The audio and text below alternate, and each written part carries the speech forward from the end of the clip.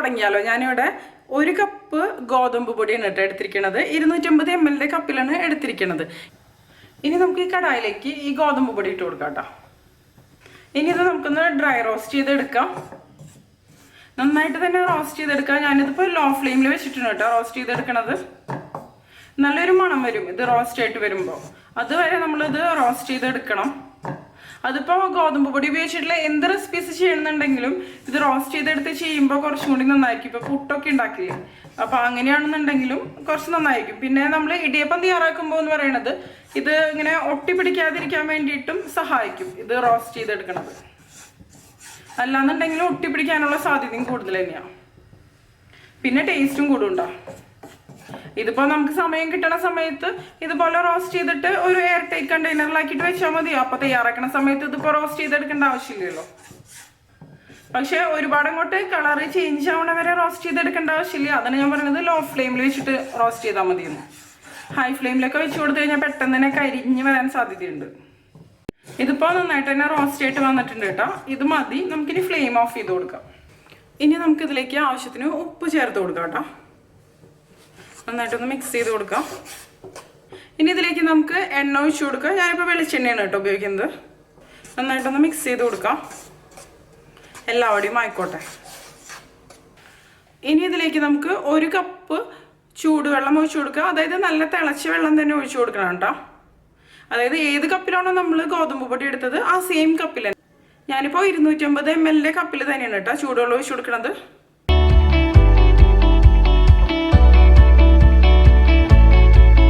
പിന്നെ നമ്മൾ എടുക്കണ ഗോതമ്പ് പൊടിക്ക് അനുസരിച്ച് അളവിൽ ചെറിയ വ്യത്യാസങ്ങളുണ്ടാവും.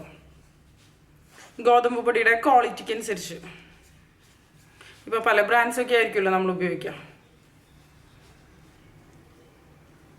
ഞാനിപ്പോൾ 1 കപ്പ് ഒഴിച്ചു കൊടുത്തിട്ടുണ്ട്. ഓക്കെ, ഇത് മതി കേട്ടോ. വെള്ളം കറക്റ്റ് തന്നെയായിട്ട് വന്നിട്ടുണ്ട്. വെള്ളം പോരാന്ന് തോന്നുന്നുണ്ട്, ഇത് നല്ല ഡ്രൈ ആണെന്ന് തോന്നുകയാണെന്നുണ്ടെങ്കിൽ 1-2 ടേബിൾ സ്പൂൺ വെള്ളം കൂടി നമുക്കിതിലേക്ക് ചേർത്ത് കൊടുക്കാം. ആദ്യം 1 കപ്പ് ഒഴിച്ചു കൊടുക്കുക. അതിനുശേഷം വേണമെന്നുണ്ടെങ്കിൽ മാത്രം ചേർത്ത് കൊടുത്താൽ മതി കേട്ടോ. കാരണം പിന്നെ വെള്ളം കൂടിപ്പോയാലും പിന്നെ നമുക്ക് ഇത് നന്നായിട്ട് വരില്ല. അതുപോലെ ഒരുപാട് ഡ്രൈ ആയാലും നന്നായിട്ട് വരില്ല. ഇനി ഇത് നമുക്കൊന്ന് അടച്ചു വെക്കുക. ഇത് ചെറുതായിട്ടൊന്ന് ചൂടാറി വരട്ടെ. അതിനുശേഷം നമുക്കിത് കുഴച്ചെടുക്കാം നന്നായിട്ട് തന്നെ. ഇപ്പം ഇത് ചെറുതായിട്ട് തന്നെ തണുത്തിട്ട് വന്നിട്ടുണ്ട് കേട്ടോ. ഇനി നമുക്കിതൊന്ന് കുഴച്ചെടുക്കാം. കൈ വെച്ച് തന്നെ നന്നായിട്ട് കുഴച്ചെടുക്കാം. എപ്പോഴും കുഴച്ചെടുക്കുമ്പോൾ ചെറിയൊരു ചൂടോട് കൂടി കുഴച്ചെടുക്കാം കേട്ടോ.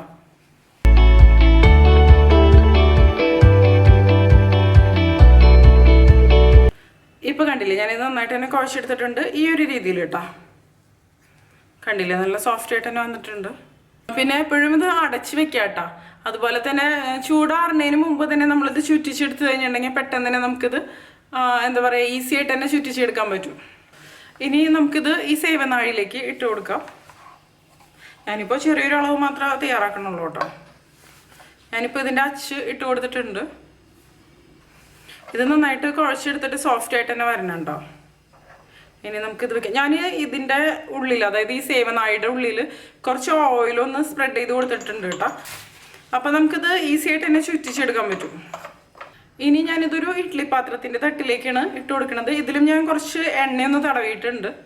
നിങ്ങൾക്കല്ലാന്നുണ്ടെങ്കിൽ ഇടിയപ്പത്തിൻ്റെ തട്ടിലേക്ക് ഇട്ട് കൊടുക്കാം, അല്ലെങ്കിൽ ഇതുപോലുള്ള സ്റ്റീമറിലേക്ക് ചുറ്റിച്ച് കൊടുക്കുക. എങ്ങനെ വേണമെങ്കിലും ചെയ്യാം. ഞാനിപ്പോൾ ഇതിലേക്ക് തന്നെ ചുറ്റിച്ച് കൊടുക്കണം കേട്ടോ. കണ്ടില്ലേ, വളരെ ഈസി ആയിട്ട് തന്നെ നമുക്കിത് ചുറ്റിച്ചെടുക്കാൻ പറ്റും. പിന്നെ ചിലവർ ഇതിലേക്ക് നാളികേരം ചിരകിയത് ചേർത്ത് കൊടുക്കാറുണ്ട്. അതായത് കൊല്ലം ആ ഭാഗത്തൊക്കെ നാളികേരം ചിരകിയത് ആദ്യം ചേർത്തിട്ട് പിന്നീട് ഇത് ചുറ്റിച്ച് കൊടുക്കുക. എൻ്റെ ഹസ്ബൻഡിൻ്റെ അമ്മയൊക്കെ സാധാരണ ആ ഒരു രീതിയിൽ ഉണ്ടാക്കാറ്. ഞാൻ ചിലപ്പോൾ അങ്ങനെ ചെയ്യാറുണ്ട് നാളികേരം ചിരകിയത്, പക്ഷെ ഇപ്പോൾ ചെയ്യണില്ല കേട്ടോ. അത് നമ്മുടെ ഇഷ്ടം. എല്ലാത്തിലും ഇതുപോലെ തന്നെ നമുക്ക് ചുറ്റിച്ച് കൊടുക്കാം. ഇപ്പോൾ ഗോതമ്പ് പൊടി ആകുമ്പോൾ ഇങ്ങനെ വരാൻ ബുദ്ധിമുട്ടൊന്നുമില്ല. നമ്മൾ നന്നായിട്ട് തന്നെ കുഴച്ചെടുക്കുന്നുണ്ടല്ലോ. പിന്നെ ചിലവർ ഇതിലേക്ക് അരിപ്പൊടി, അതായത് കുറച്ച് അളവിൽ അരിപ്പൊടിയും കൂടിയും ചേർത്തിട്ടും കുഴച്ചെടുക്കാറുണ്ട്. അതിപ്പോൾ എങ്ങനെയാണെന്ന് വെച്ചാൽ നമ്മുടെ ഇഷ്ടത്തിനനുസരിച്ച് ചെയ്യാം കേട്ടോ. ഇപ്പോൾ ഇതിൽ ഞാൻ ചെയ്തിട്ടുണ്ട്. ഇനി അടുത്ത ഇഡ്ഡലി തട്ടിൽ നമുക്ക് ഇതുപോലെ തന്നെ ചുറ്റിച്ച് കൊടുക്കാം. ഇനി നമുക്ക് ബാക്കിയുള്ളതും കൂടിയും ഫില്ല് ചെയ്ത് കൊടുക്കാം.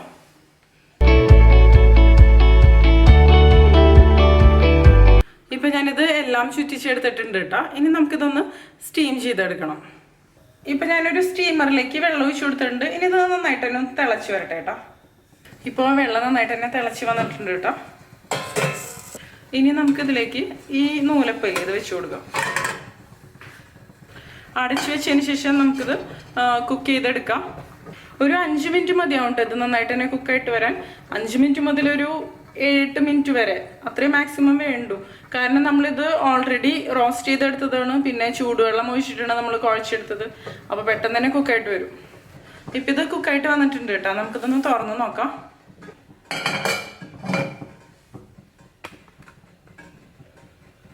ഇപ്പം കണ്ടില്ലേ ഇത് കുക്കായിട്ട് വന്നിട്ടുണ്ട്. ഞാൻ പുറത്തോട്ട് എടുക്കണം. കണ്ടില്ലേ തീരെ ഒട്ടിപ്പിടിക്കണമെന്നില്ല നമ്മളിത് തൊടുമ്പോൾ. നന്നായിട്ട് തന്നെ വന്നിട്ടുണ്ട്. ഇനി നമുക്ക് അടുത്ത ഇടിയപ്പം ഇതിലേക്ക് തന്നെ വെച്ച് കൊടുക്കാം. കുക്കായിട്ട് വയ്ക്കാം. ഇപ്പം ഇത് ചെറുതായിട്ടൊന്ന് തണുത്ത് വന്നിട്ടുണ്ട് കേട്ടോ. എന്നാൽ നമുക്ക് എടുത്താലോ. കണ്ടില്ലേ നന്നായിട്ട് തന്നെ വന്നിട്ടുണ്ട്.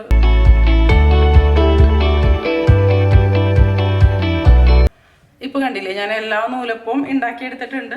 കയ്യിലൊന്നും തീരെ ഒട്ടിപ്പിടിക്കണമെന്നില്ല. നല്ല സോഫ്റ്റ് ആയിട്ട് തന്നെ വന്നിട്ടുണ്ട് കേട്ടോ.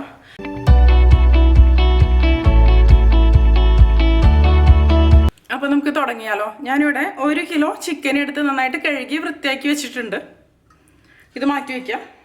ഇനി നമുക്കൊരു ചെട്ടിനാട് മസാല തയ്യാറാക്കി എടുക്കണം. അതിന് വേണ്ടിയിട്ട് ഞാൻ 2 ഇഞ്ച് നീളത്തിലുള്ളൊരു കറുകപ്പട്ട എടുത്തിട്ടുണ്ട്. പിന്നെ നമുക്ക് വേണ്ടത് പെരിഞ്ചീരകമാണ്.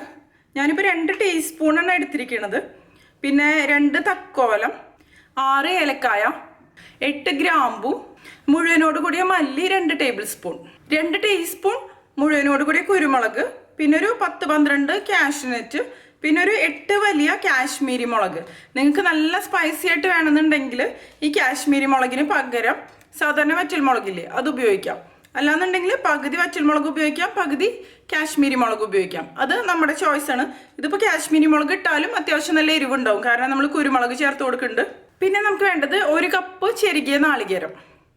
ഞാൻ ഇൻഗ്രീഡിയൻസ് ഒക്കെ ഓരോ സ്റ്റെപ്പ് ബൈ സ്റ്റെപ്പ് ആയിട്ട് പറയാം. ഇനി നമുക്ക് ഈ ഇൻഗ്രീഡിയൻസ് വെച്ചിട്ട് ചെട്ടിനാട് മസാല തയ്യാറാക്കിയെടുക്കാം. ഞാനിവിടെ ഒരു കടായി എടുത്തിട്ടുണ്ട്. ഇതിലേക്ക് നമ്മൾ നേരത്തെ എടുത്ത് വെച്ച ഇൻഗ്രീഡിയൻസ് ഇല്ലേ, ആദ്യം കറുകപ്പട്ട ഇട്ട് കൊടുക്കാം. കറുകപ്പട്ട ഒന്ന് കട്ട് ചെയ്തിട്ട് കൊടുക്കാം. ഇതിപ്പോൾ കുറച്ച് വലിയ കഷ്ണമല്ല. പിന്നെ മല്ലി ഇടാം. നമ്മൾ ഈ ചെട്ടിനാട് മസാല ഫ്രഷ് ആയിട്ട് തയ്യാറാക്കി എടുക്കുമ്പോൾ ഒരു പ്രത്യേക ഫ്ലേവർ ആയിരിക്കും ഈ കറിക്ക്. ഗ്രാമ്പു,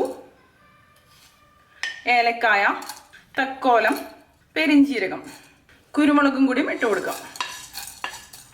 അതുപോലെ നിങ്ങൾക്ക് ഇതിലേക്ക് ജീരകത്തിന്റെ ടേസ്റ്റ് ഇഷ്ടമാണെന്നുണ്ടെങ്കിൽ 2 ടീസ്പൂൺ ജീരകം കൂടിയും ചേർത്ത് കൊടുക്കാം. അതായത് ക്യൂമിൻ സീഡ്സ്. ഞാനിപ്പോൾ ചേർത്തിട്ടില്ല. സാധാരണ ചെട്ടിനാട് മസാലയിൽ ജീരകം ചേർക്കാറുണ്ട്. ഇനി ഇതെല്ലാം കൂടി നമുക്കൊന്ന് ഡ്രൈ റോസ്റ്റ് ചെയ്തെടുക്കണം.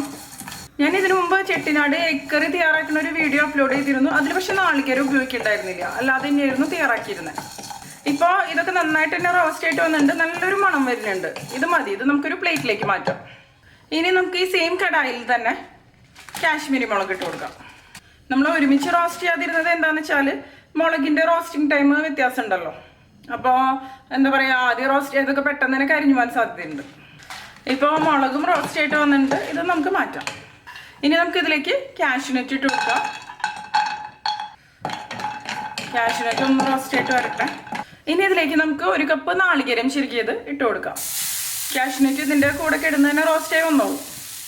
ഇനി നാളികേരം ഒരു ഗോൾഡൻ ഷെയ്ഡ് ആവണ വരെ നന്നായിട്ട് റോസ്റ്റ് ചെയ്തെടുക്കാം. ഇപ്പം നമ്മുടെ നാളികേരം ഒരു ലൈറ്റ് ഗോൾഡൻ ഷെയ്ഡായിട്ട് വന്നിട്ടുണ്ട്. ഞാനിതിപ്പോൾ ലോ ഫ്ലെയിമിൽ വെച്ചിട്ടുണ്ട് കേട്ടോ വറുത്തത്. ഹൈ ഫ്ലെയിമിൽ വെച്ച് കൊടുത്തു കഴിഞ്ഞാൽ പെട്ടെന്ന് തന്നെ കരിഞ്ഞു പോവും. നല്ലൊരു അടിപൊളി മണം വരുന്നുണ്ട് ഇവിടെ. ഒരുപാട് അങ്ങോട്ട് കളർ ചേഞ്ച് ആവാൻ വേണ്ടിയിട്ട് നിൽക്കണ്ട കേട്ടോ. ഇത് നമുക്കിനി ഒരു പ്ലേറ്റിലേക്ക് ഇട്ട് കൊടുക്കാം. ഇനി ഇതെല്ലാം നന്നായിട്ടൊന്ന് തണുത്ത് വരട്ടെ. അതിനുശേഷം നമുക്ക് ബാക്കി പരിപാടികൾ ചെയ്യാം. ഇപ്പം ഇത് നന്നായിട്ട് തന്നെ തണുത്ത് വന്നിട്ടുണ്ട്. ഇനി നമുക്കിതൊരു മിക്സിയുടെ ജാറിലേക്ക് ഇട്ട് കൊടുക്കാം. ഇനി നമുക്ക് ഇതിലേക്ക് കുറച്ച് വെള്ളം ഒഴിച്ച് കൊടുക്കാം. ഒരു 1/2 കപ്പൊക്കെ മതി കേട്ടോ. എന്നിട്ട് നല്ല പേസ്റ്റ് പോലെ അരച്ചെടുക്കാം. ഞാനിത് അരച്ചെടുത്ത് കൊണ്ടുവരാം. ഇപ്പം ഞാനിത് നന്നായിട്ട് തന്നെ അരച്ചെടുത്തിട്ടുണ്ട്. കണ്ടില്ലേ, നല്ല ഫൈനായിട്ടുള്ള പേസ്റ്റ് ആയിട്ട് തന്നെ അരച്ചെടുത്തിട്ടുണ്ട്. ഇതിൽ ഞാൻ മൊത്തത്തിൽ ഒരു 1.25 കപ്പ് വെള്ളം ഒഴിച്ച് കൊടുത്തിട്ടുണ്ട്. വെള്ളം ഒഴിച്ച് കൊടുക്കുമ്പോൾ ആദ്യം എല്ലാ വെള്ളം കൂടി ഒരുമിച്ച് ഒഴിച്ച് കൊടുക്കരുത്. ആദ്യം കുറച്ച് ഒഴിക്കുക, പിന്നെ കുറച്ച് അരഞ്ഞ് വന്നതിന് ശേഷം ആവശ്യത്തിനനുസരിച്ച് മാത്രം ഒഴിച്ച് കൊടുത്താൽ മതി കേട്ടോ. അല്ലാന്നുണ്ടെങ്കിൽ ഇത് നന്നായിട്ട് നമുക്ക് അരച്ചെടുക്കാൻ പറ്റില്ല. ഈ മസാല ഉപയോഗിച്ച് നമുക്ക് ബാക്കി നോൺ വെജ് കറികൾ, അതായത് മട്ടൻ കറിയൊക്കെ തയ്യാറാക്കിയെടുക്കാം. അതുപോലെ പ്രോൺസ് കറി, എഗ് കറി ഒക്കെ തയ്യാറാക്കിയെടുക്കാം. ഇനി നമുക്ക് ഈ സെയിം കടായി തന്നെ എടുക്കാം. ഞാനിപ്പോൾ ജസ്റ്റ് ഒന്ന് തുടച്ചെടുക്കണം. ഇതിലേക്കൊരു 2 ടേബിൾ സ്പൂൺ ഓയിൽ ഒഴിച്ച് കൊടുക്കാം. ഇപ്പം എണ്ണ നന്നായിട്ട് ചൂടായിട്ട് വന്നിട്ടുണ്ട്. നമുക്ക് ഇതിലേക്ക് ഒരു 2 ബേ ലീവ്സ് ഇട്ട് കൊടുക്കാം. ബേ ലീവ്സ് എന്ന് പറഞ്ഞാൽ കറുകപ്പട്ടയുടെ ഉണങ്ങിയ ഇലയാണ് കേട്ടോ. ഇതിലേക്ക് നമുക്ക് 1 കപ്പ് ചെറിയുള്ളി മുറിച്ചത് ഇട്ട് കൊടുക്കാം. നന്നായിട്ടൊന്ന് ഇളക്കി കൊടുക്കാം. ചെട്ടിനാട് ചിക്കൻ കറിയൊക്കെ തയ്യാറാക്കുമ്പോൾ, ചെട്ടിനാട് ചിക്കൻ കറി എന്നല്ല ഏത് റെസിപ്പി ആണെന്നുണ്ടെങ്കിലും സവോളയ്ക്ക് പകരം ചെറിയുള്ളി ചേർത്ത് കൊടുക്കുമ്പോൾ ശരിക്കും പറഞ്ഞാൽ ടേസ്റ്റ് കൂടുതൽ വരും. പക്ഷെ ഞാനിപ്പോൾ സവോളയും ചേർക്കുന്നുണ്ട്, ചെറിയുള്ളിയും ചേർക്കുന്നുണ്ട്. ഇനി ഇതിലേക്ക് നമുക്ക് 1 സവോള മുറിച്ചതും കൂടി ഇട്ട് കൊടുക്കാം. ഒരു വലിയ സവോളയാണ് ഞാൻ എടുത്തിരിക്കുന്നത്. നന്നായിട്ടൊന്ന് ഇളക്കി കൊടുക്കാം. ഉള്ളി തൊലി കളയാൻ മടിയായ കാരണം കേട്ടോ ഞാനൊരു സവോളയും കൂടി എടുത്തിരിക്കുന്നത്. അല്ലാന്നുണ്ടെങ്കിൽ നിങ്ങൾക്കൊരു 2 കപ്പ് ചെറിയുള്ളി എടുത്താൽ മതി മുറിച്ചത്. എന്നെ പോലെ മടിയുള്ളവർക്കൊക്കെ ഈ ഒരു രീതിയിൽ ഉണ്ടാക്കാം. ഇതിലേക്ക് ഇനി ആവശ്യത്തിന് ഉപ്പിട്ട് കൊടുക്കാം. നന്നായിട്ടൊന്ന് ഇളക്കി കൊടുക്കാം. ഈ സവോളയൊന്ന് സോഫ്റ്റ് ആയിട്ട് കേട്ടോ.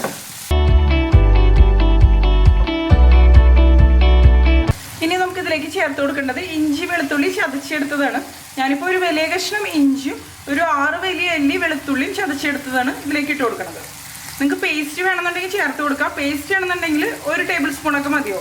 ചതച്ചതാണെങ്കിൽ കുറച്ച് കൂടുതൽ ചേർത്ത് കൊടുക്കാം. നന്നായിട്ട് വീണ്ടും ഇളക്കി കൊടുക്കാം. ഇതിലേക്ക് നമുക്കിനി കുറച്ച് കറിവേപ്പിലയും കൂടി ഇട്ട് കൊടുക്കാം. ഇനി ഇതൊരു ലൈറ്റ് ഗോൾഡൻ ഷെയ്ഡായിട്ട് വരട്ടെ. നന്നായിട്ട് തന്നെ വഴറ്റിയെടുക്കാം. എല്ലാത്തിൻ്റെയും പച്ചമുളകൊക്കെ ഒന്ന് നന്നായിട്ട് മാറി വരട്ടെ. ഇപ്പോൾ കണ്ടില്ലേ, ഈ സവാള ഒരു ലൈറ്റ് ഗോൾഡൻ ഷെയ്ഡായിട്ട് വന്നിട്ടുണ്ട്. ഇത് മതി. ഇനി നമുക്കിതിലേക്കൊരു 1/4 ടീസ്പൂൺ മഞ്ഞൾപ്പൊടി ഇട്ട് കൊടുക്കാം. നന്നായിട്ട് ഇളക്കി കൊടുക്കുക. നമ്മൾ നേരത്തെ തയ്യാറാക്കി വെച്ചില്ലേ ചെട്ടിനാട് മസാല, അതിൽ എരിവ് കുറവാണെന്ന് തോന്നുകയാണെന്നുണ്ടെങ്കിൽ ഈ സമയത്ത് നമുക്കിതിലേക്ക് മുളക് പൊടി ചേർത്ത് കൊടുക്കാം. ഞാൻ പക്ഷേ ഇപ്പോൾ ചേർക്കണില്ല, എനിക്കിപ്പോൾ അത് മതി. ഇനി മഞ്ഞൾപ്പൊടിയുടെ പച്ചമണം നന്നായിട്ടൊന്ന് മാറി വരട്ടെ. ഇനി നമുക്കിതിലേക്ക് ഒരു വലിയ തക്കാളി മുറിച്ചത് ഇട്ട് കൊടുക്കാം. നന്നായിട്ടൊന്ന് ഇളക്കി കൊടുക്കാം. ഇനി നമുക്കിത് അടച്ച് വെച്ച് കുക്ക് ചെയ്തെടുക്കാം. ലോ ഫ്ലെയിമിൽ വെച്ചിട്ട് ഈ തക്കാളി നന്നായിട്ട് തന്നെ വെന്ത് വരട്ടെ. ഇനി നമുക്കിതൊന്ന് തുറന്ന് നോക്കാം. ഇപ്പോൾ കണ്ടില്ലേ, തക്കാളിയൊക്കെ നന്നായിട്ട് തന്നെ കുക്കായിട്ട് വന്നിട്ടുണ്ട്. ഞാൻ ഇടയ്ക്ക് തുറന്നൊന്ന് ഇളക്കി കൊടുത്തിരുന്നു കേട്ടോ. ഇനി നമുക്ക് ഇതിലേക്ക് നമ്മൾ നേരത്തെ അരച്ച് വെച്ച ചെട്ടിനാട് മസാല ഒഴിച്ചു കൊടുക്കാം. ഒന്ന് ഇളക്കി കൊടുക്കാം. അല്ലാന്നുണ്ടെങ്കിൽ ഇത് പെട്ടെന്ന് അടിയിൽ പിടിക്കാൻ സാധ്യതയുണ്ട് ഡ്രൈ ആയ കാരണം. ഇനി ഇതിലേക്ക് നമുക്ക് ആവശ്യത്തിന് വെള്ളം ഒഴിച്ചു കൊടുക്കാം. ഞാനിപ്പോൾ മിക്സിയിൽ 1 കപ്പ് വെള്ളം ഒഴിച്ചു കൊടുത്തിട്ടുണ്ട്. 1 കപ്പൊന്നും പോരാ നമുക്ക്, കാരണം ഈ ഗ്രേവി നല്ല തിക്കായിട്ട് തന്നെയാണ് വന്നിരിക്കുന്നത്. 2 കപ്പ് വെള്ളം ഒഴിച്ചു കൊടുത്തു. ഒരു 2.5 കപ്പ് വെള്ളം നമുക്ക് ഇതിലേക്ക് ഒഴിച്ചു കൊടുക്കാം. ഇനി ഇത് നന്നായിട്ടൊന്ന് തിളച്ച് വരട്ടെ. ഇതിലേക്ക് നമുക്ക് ഈ സമയത്ത് ആവശ്യത്തിന് ഉപ്പിട്ട് കൊടുക്കാം. ഈ ഗ്രേവി ഒന്ന് ടേസ്റ്റ് ചെയ്ത് നോക്കുക. അപ്പം നമുക്ക് മനസ്സിലാവും ഉപ്പൊക്കെ കറക്റ്റ് ആണോ എന്നുള്ളൊരു കാര്യം. ഇപ്പോൾ കണ്ടില്ല, ഇത് നന്നായിട്ട് തന്നെ തിളച്ച് വന്ന് തുടങ്ങിയിട്ടുണ്ട്. നമുക്കിനി ഇതിലേക്ക് എടുത്തു വെച്ച ചിക്കൻ കഷ്ണങ്ങൾ ഇട്ട് കൊടുക്കാം.